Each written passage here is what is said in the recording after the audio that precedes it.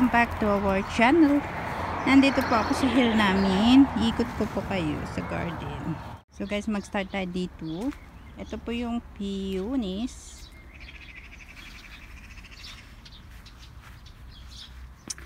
Paborito ko po ito guys.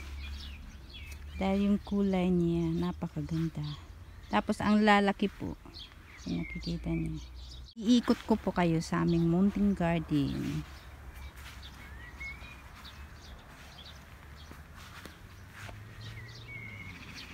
Tapos yung next ko na ipapakita po sa inyo yung iba't ibang kulay ng rose. So ito po yun. Yung iba't ibang kulay ng rose. Ito po, pink po ito.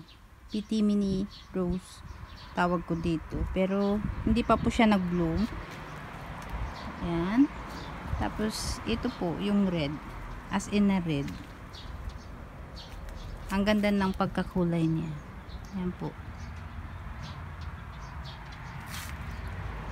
Ayan. Tapos merong isa dito na nakatago. Ang ganda. Sobrang ganda ng kulay. Iisa nga lang. Ayan po. Ayan. Diba ang ganda ng kulay niya? Para siyang velvet. Velvet rose.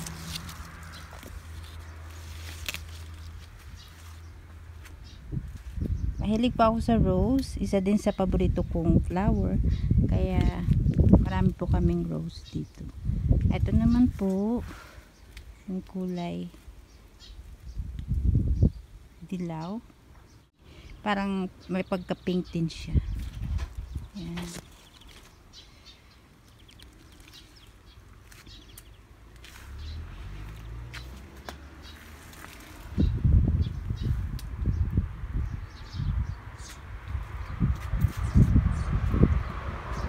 Tapos dito meron tayong nag-iisang orange. Ayan po.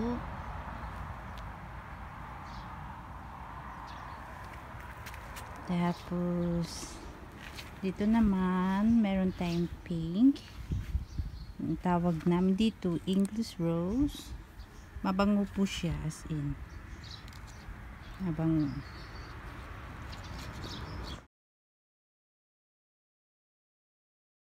Dito naman po yung kulay white siya na merong konting pink. Ayan. Okay, dito naman po ano siya, yung para siyang peach yata, yung parang sabon na Lux. Ang ganda niya tingnan.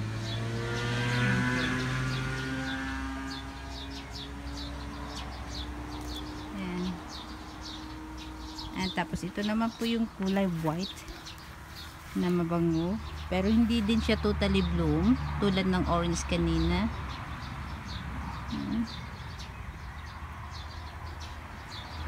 po. Yung ito naman po yung tinatawag nilang clematis. Ang ganda nito pag lahat na bumuka yung bulb. Ayan po. Maroon yata itong kulay, kaya hindi siya masyadong attractive. Sana kung naging pink ito, maganda tingnan. Ito po yung tanim ko na blue, o di kaya anta dito para siyang purple din.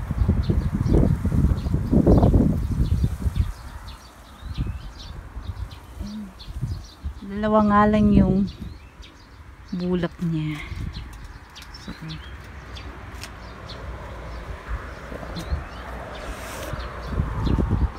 So, I hope guys na nag-enjoy kayo.